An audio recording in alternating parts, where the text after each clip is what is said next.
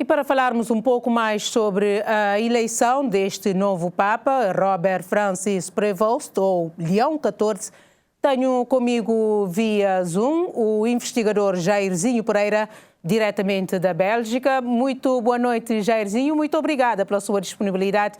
Jairzinho, comecemos pelo fim desta reportagem, com o Papa Leão XIV a explicar aos cardeais a escolha do nome Leão XIV.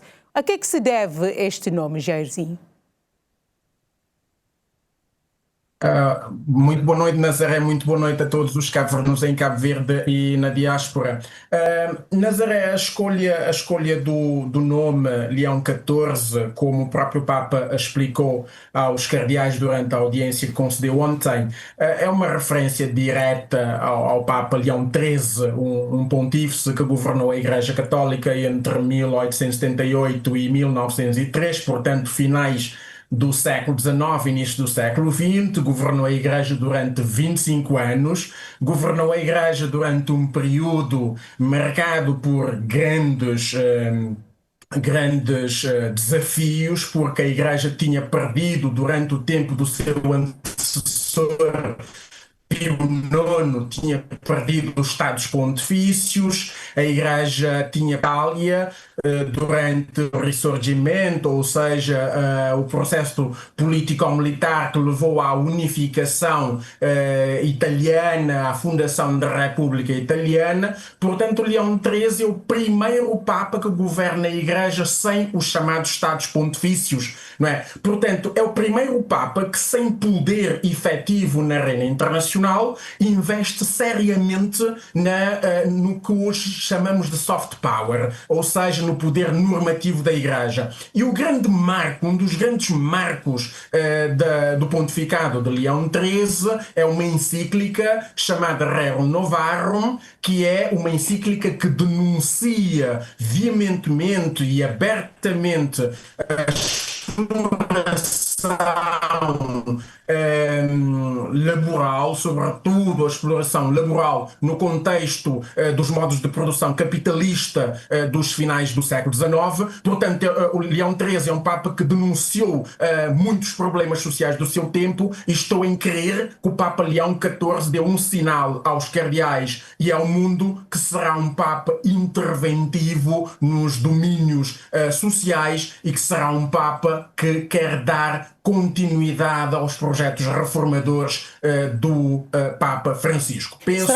Será este o sinal que a Igreja Católica quis dar com a escolha deste novo Papa, já que estamos a falar de um cardeal antes, que se calhar não constava da lista dos papabili, dos mais prováveis de ser eleitos? É a primeira vez que temos um Papa norte-americano. Que sinal a Igreja Católica quis dar com a escolha deste Papa? Ora bem, eu acho que as listas são muitas, há listas para todos os gostos. Eu confesso que nas minhas próprias listas este cardeal não entrava nas listas. Mas aconteceu algo curioso em que pela primeira vez li uma lista em que ele lá aparecia.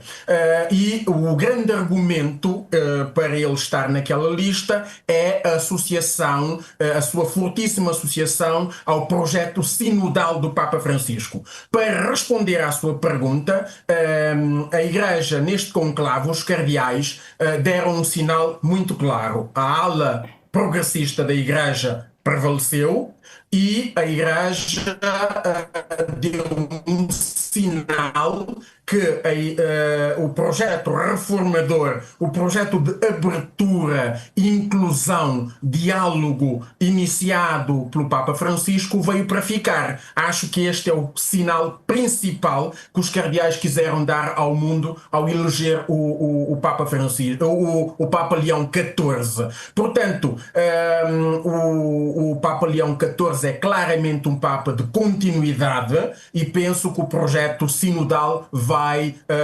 sobremaneira ser solidificado com o Papa Leão XIV. Acha que a origem deste Papa terá de alguma forma alguma influência nesta política da administração norte-americana, por ser um Papa norte-americano? E ele mesmo já manifestou várias vezes, algumas vezes enquanto cardeal, contra algumas políticas de Donald Trump. Acha que o mandato deste Papa, o pontificado de Leão XIV, irá de alguma forma apaziguar os ânimos em relação da América em relação ao mundo? Sobretudo falando da imigração, da deportação dos imigrantes, que ele já se manifestou contra? Bem, isto é muito difícil de prever, mas uma coisa é certa. Penso que será um Papa, pelo próprio percurso, pela sua própria experiência enquanto bispo na América Latina, com a sua experiência com pessoas mais desfavorecidas, migrantes. Dizem que ele também tem um background de ancestrais migrantes, portanto penso que ele é muito sensível a esta questão. Não sei se servirá para apaziguar. O que é certo é que ele será interventivo nesta matéria. Agora, essas intervenções podem ser recebidas de formas diferentes, em contextos diferentes. Isto só mesmo esperar para ver. Mas o sinal que ele deu é de uma agenda de intervenção. Quanto à nacionalidade, penso que a nacionalidade em si não terá tido grande influência. Penso que terá decidido, neste caso, é o perfil pastoral, o perfil pessoal do Papa eleito. Penso que os cardeais reconheceram neste par deles um líder capaz de levar adiante, repito, o projeto reformador iniciado pelo Papa Francisco. Penso que a nacionalidade não terá tido grande influência nesta escolha. Li numa informação passada hoje por um jornal online que durante o encontro com o cardeal, um dos cardeais terá dito que o Papa Leão XIV foi eleito com mais de 100 votos. Havia também um Papa africano, um cardeal africano que estava bem cotado, pelo menos em termos dos que estavam fora do conclave. Para quando um Papa africano, Jairzinho?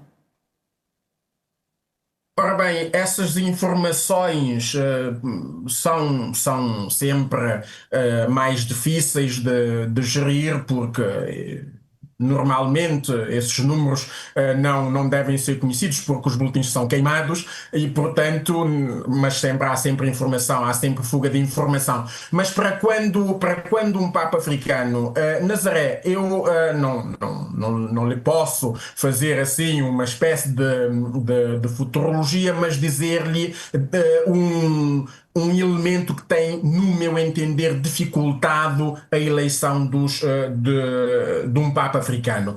Primeiro, por um lado, estamos perante um continente, o continente africano, onde o catolicismo se encontra em franco crescimento. É um continente onde, por exemplo, as vocações para o sacerdócio continuam a crescer e em contramão com o que acontece em todo o mundo, mas, por outro lado, temos dificuldade em eleger um Papa africano. E alguma das razões tem a ver com as abordagens de alguns dos cardeais mais influentes de África. Nas abordagens pastorais, teológicas e doutrinárias de alguns cardeais africanos, nomeadamente alguns mais influentes, notamos um certo integrismo, um certo fundamentalismo que, no meu entender, prejudica sobremaneira o diálogo e inviabiliza consensos alargados. Portanto, penso que nos próximos anos, com nomeações de novos cardeais africanos, com nomeações de cardeais com perfis mais condizentes com a Igreja contemporânea, com os desenvolvimentos da Igreja contemporânea, poderemos então ter um Papa africano, mas não lhe posso dizer exatamente quando. Podemos até estar lá perto, dependerá muito dos próximos cardeais que forem nomeados no continente africano e como esses cardeais conseguirão ou não se impor ou influenciar no seio do Colégio Cardinalício. Jairzinho, só para terminarmos, quais são os desafios deste pontificado no atual contexto de crise e tensões mundiais? Como é que ele deverá se posicionar como mediador, um apaziguador de conflitos e tensões, na sua opinião?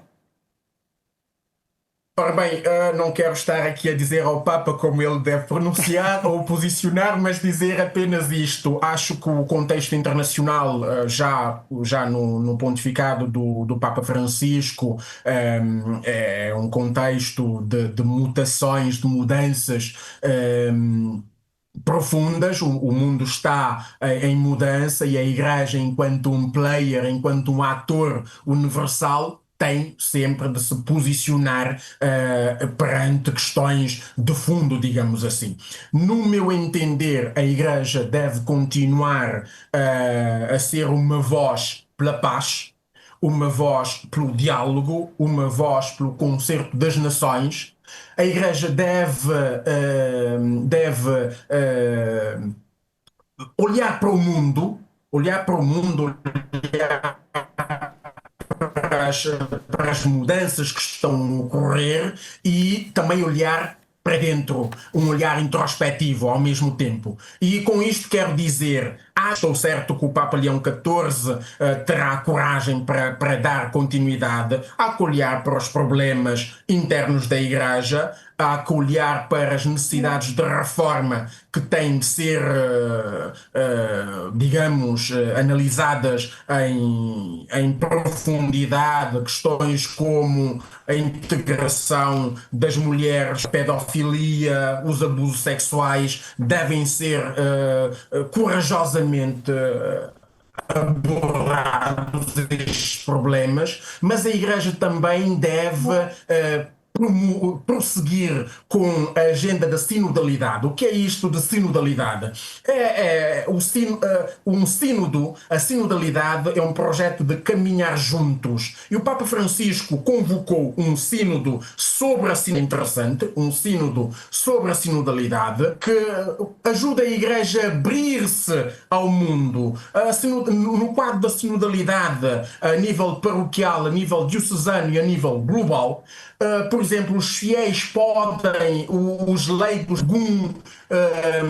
alguma coisa dizer na nomeação, por exemplo, dos bispos, não é? Uma participação cada vez mais alargada aos leigos, onde a Igreja pode dialogar diretamente, não só com os padres, os bispos, os cardeais, mas também com os crentes leigos, que terão um grande contributo a dar. Este caminho, disse no início da entrevista, este caminho aberto mais amplamente pelo Papa Francisco, deve ter continuidade sob a pena da Igreja sair bastante prejudicada.